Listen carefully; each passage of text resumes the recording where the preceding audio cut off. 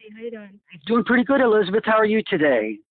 Doing well, thanks. Fantastic. So I got your email from last night.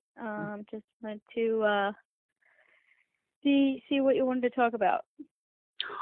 Well, to be quite honest with you, there's so many things. I mean, it's just multitude that I'm not even going to enumerate them or actually address them. My question to you is, well, you know the irregularities and what's been going on in this case, and if I'm aware of it, I know that you're aware of it. So how do we proceed from here?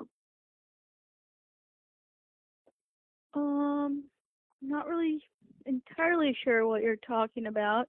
I don't think that there are any appealable issues. So, I don't think that, we would be moving forward with an appeal, if that's what you're talking about.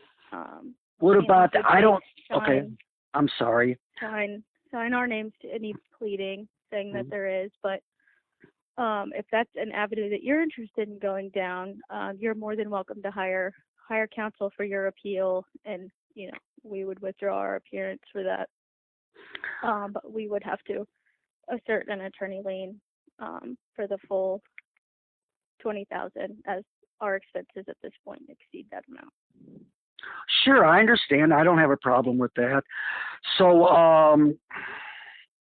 I don't know all the terminology or language. I'm not an attorney, of course, but I've seen, it's not really an acronym, LNOV, setting aside a jury verdict. We can't. Yes, I'm sorry. We cannot go back to the judge and say, hey, this award that they have given is egregiously deficient, and ask the judge to consider increasing it. We can't do that. The jury verdict was in your favor, and I do understand you're unhappy with the damages figure, but they were non-economic damages for pain and suffering, and I know that you understand the difficulty there is with quantifying that, and the jury heard the evidence, and that's what they analyzed. So it would be very difficult for a judge to disagree with the people who were put in charge of deciding that amount, and I don't think that would ever happen. But he could if he wanted to. He wouldn't. But he could if he wanted to. Based on what evidence that he heard? Well, I don't know. You'd have to take that up with him. I wouldn't be doing that, Al.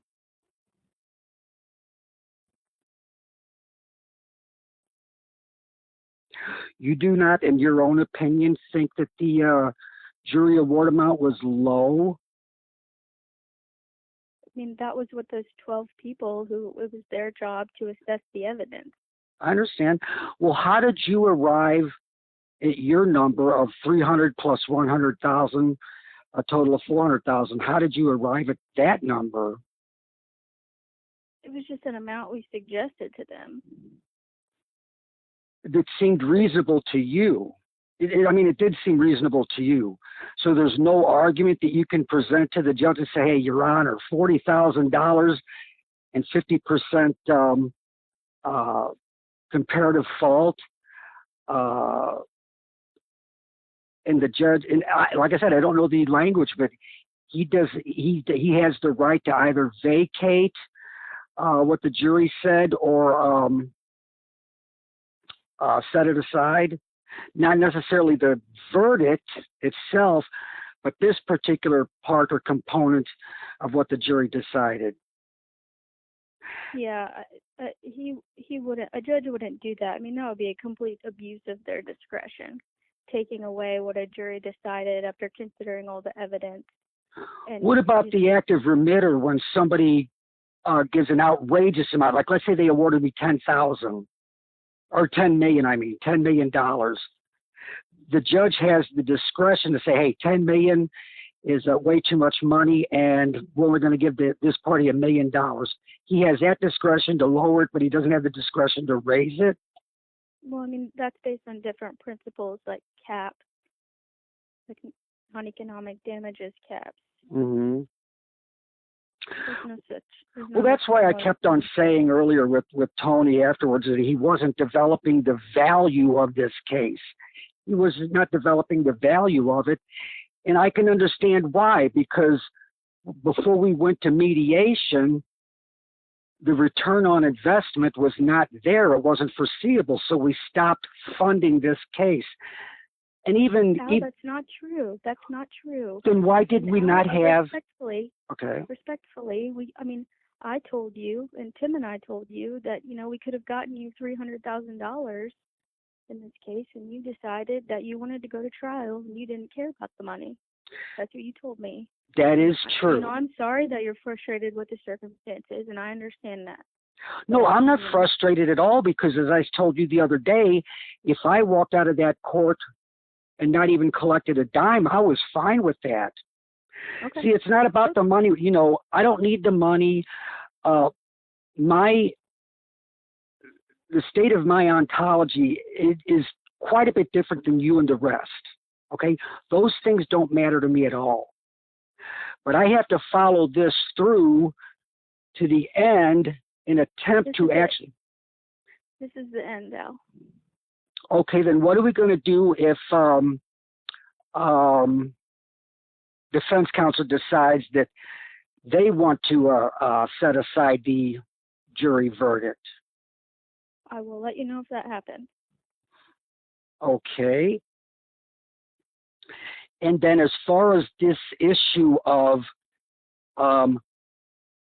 Gelfand not turning over evidence that we requested, i.e. my medical records, and then we only receive them after DJC becomes a custodian of those medical records,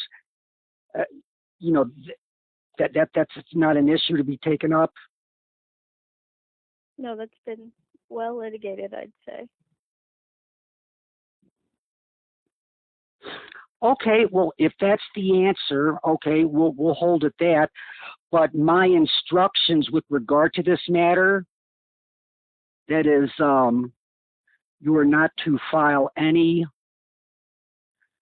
motions with the court with regard to Pepper versus Gelfand remains, unless you bring them by motions. Any motions, any activities whatsoever with regard to this case. I want to be intimately involved in everything, because it's still my case. You're still under my employ. Is that correct?